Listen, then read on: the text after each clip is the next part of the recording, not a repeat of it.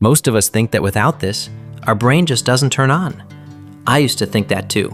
For years, the first thing I did after waking up was drink a strong cup of coffee.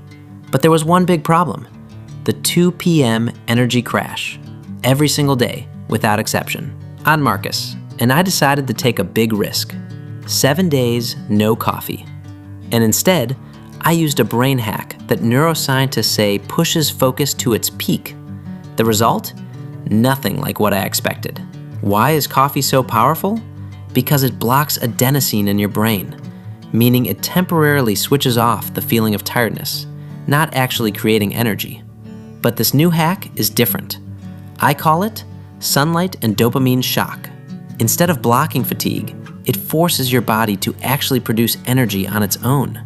The rule is simple. The moment you wake up, 10 minutes of direct sunlight, and then a cold shower. Just 30 seconds. Let's see how these 7 days went.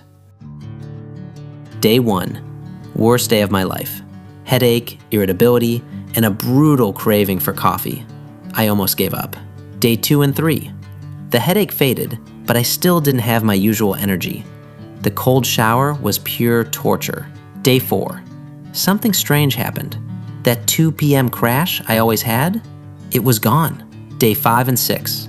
My focus at work got sharper. Even more surprising, my sleep got deeper. Day 7. I genuinely didn't crave coffee anymore. Not because I was forcing myself, but because I truly didn't need it. So did I go back to coffee?